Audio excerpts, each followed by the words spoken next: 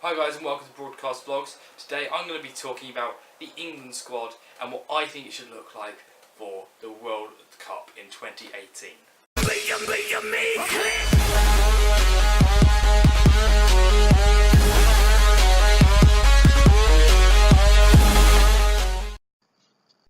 So guys, as you might not know, I am a huge football fan. I've been into football for years now, and I'm also a Man United fan. But most of all, I am an England fan. And I love the England squad, I love the people in the England squad, they're great players in there, but unfortunately we suffered a huge defeat in the Euros against Iceland. I'm not going to go into too much detail, because if I did, this would become a rant video, and I don't want that to be this video. Today's a squad builder, and I'm going to be using FIFA and footwiz.com to help me build what I think should be the England squad. If you have a different opinion, leave a comment down below. I'm happy to listen to all your opinions. If you don't think a player should be in there, if you think a player should be in there, I will take that into consideration. But for now, let's get into this. So, let's have a look at this. So, as for formations, I went for the 5-3-2 just because I think we have better fullbacks than we do wingers, and I think they would make better wide men, to be honest. And that brings me on to our first player. I think England's best player, Kyle Walker, who's going in at right back. If I can find him. We're of course going to be using his Iron Man of the Match card. He is a great fullback, and I watched him obviously at the Euros, and I thought he was our best player because of how he managed to did his defending job well, and then managed to get down that wing and cross the ball into the box. He gave us so many chances, and I think that's why we need wide men like him playing on the right wing back and left wing back positions. So we're going to put his partner in now. And there was a couple of different options I could have gone with here, but I went with Danny Rose. Now, we have a couple of different options for left back, and I haven't really settled on one, but I think Danny Rose shows the most potential. And I think that's great, because we need young players who show potential and that can actually play well. Now, at centre-back, we are going to bring in the one, the only, Chris Smalling. Now, he didn't have the greatest of Euros, I will give you that. But I think that given time, he will, he's got a team of the season card here, he will become one of England's best players. I'm telling you that now. So now we're going to move on to goalkeeper. And there is one person that I am definitely putting in here, because he is the best English goalkeeper we've seen in a while. And it's not David De Gea, because I don't like David De Gea at all, and it's not just because he plays for City. It's going to be Jack Butland. I think he shows the most potential, and he, in the future, is going to be one of the best goalkeepers in the world. I'm telling you that now. He is going to be one of the greatest. So, now we need to put in our other two centre-backs.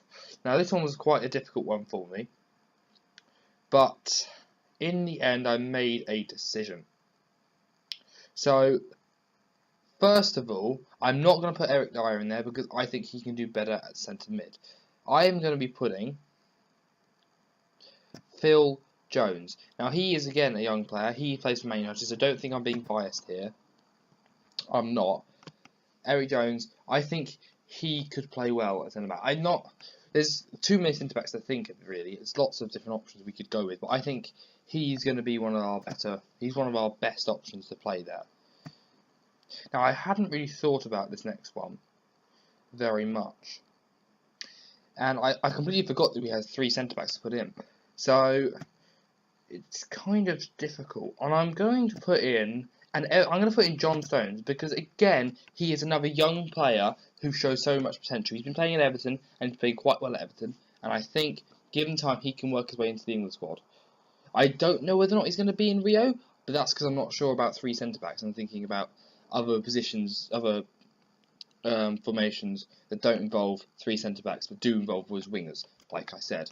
So now we're going to go into the midfield, and I'm starting off with, of course, Dele Alli. Of course, he didn't have that great Euros, as I keep saying, for many of these players, mainly because of how many games he has played for Spurs this year. He has played his socks off, and he has done so well. And Spurs so closely missed out on that #1 spot. In fact, they managed to get third. I don't know how Arsenal crept into the top two. Don't ask me why. I've got no opinion on it. But Dele Alli, he deserves to be in that squad. He does play well. Of course, he had a bit of an off season, but I reckon he will. By the time that Russia, I think it's Russia. Yes, Russia comes along, he's going to be on top form. Now, right centre mid. Now, a couple of options here. I did indeed go for Eric Dyer in here. I think he can do a better job at centre mid than he can at centre back. Of course, we could play him at centre back, but I think he did a better job with that free kick against who was it? It was Russia. It was against Russia, of course. I forgot about that. That awful game we drew 1-1. Why did I forgot about that? But yeah, I think he can do a great job for us at centre mid rather than at centre back. Now, the final centre mid I was in two minds about, because we've got a couple of good players, and people would think Sterling or possibly Ross Barkley, and we're definitely not putting Wilshere in to start with. But there are a couple of options, and I am going with an older player, and this isn't because I'm a West Ham fan, because I'm not a West Ham fan, but I think Mark Noble could be a great English player. Now, he is a little bit older now. Whether or not he would be able to keep up with the rest of the players, I don't know. But I think he could play well, and he missed out. I reckon if he'd been picked for the Euro team, even on the bench, he could have come on and made a difference. He's a great player, and he's definitely better than Jack Wilshere. Although I know players who play in League 2 who are better than Jack Wilshere, but we won't dwell on Jack Wilshere. So, at striker, the first person I am putting at striker is going to be Harry Kane. Now, Harry Kane, he's been off form, and during the Euros they played him too much, and he was not ready. He couldn't play because of like I said with Dele Alli, he was not fit for it. So I put him on the thing because by the time that Russia comes along, he will be much in better form, I reckon.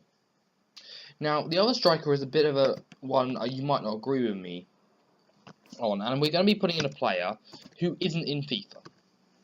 So we're going to be using this guy instead because he's pretty similar, and we're going to be putting in Marcus Rashford. I almost said Martial there. No, it's Marcus Rashford, but he's kind of Martial at the moment.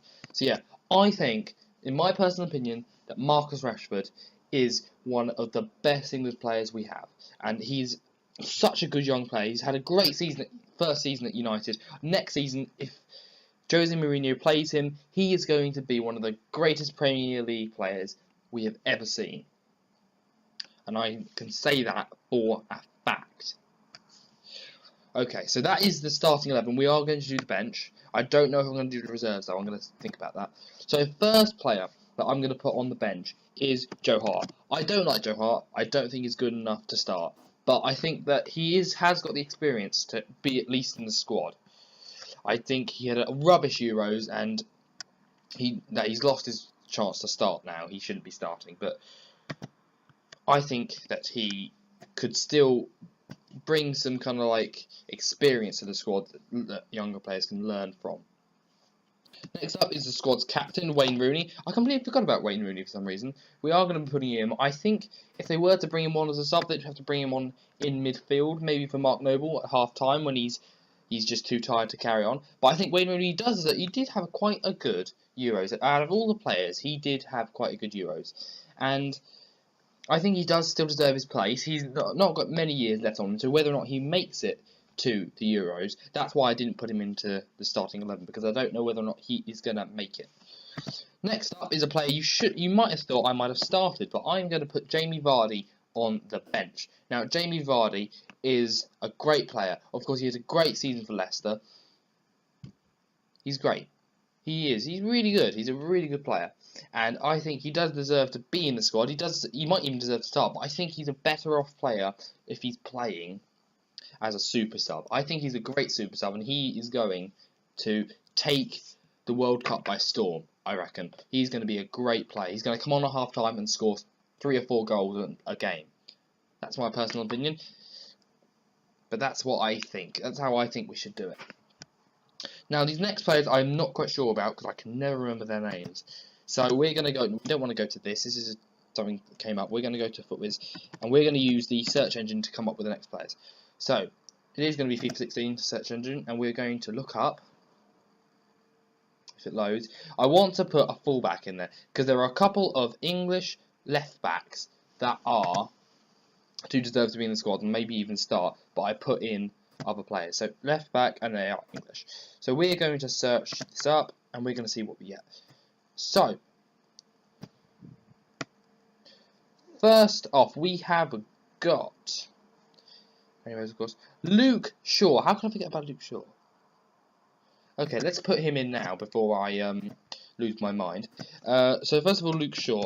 Luke Shaw, again, young player, plays for United, not being biased. He does deserve to be in the squad. Maybe he needs to learn a bit more before he starts. He is, of course, put in the same rating as Danny Rose, but I think Danny Rose has had a lot more experience, and he has maybe not too much more experience, but just enough to boost him up there.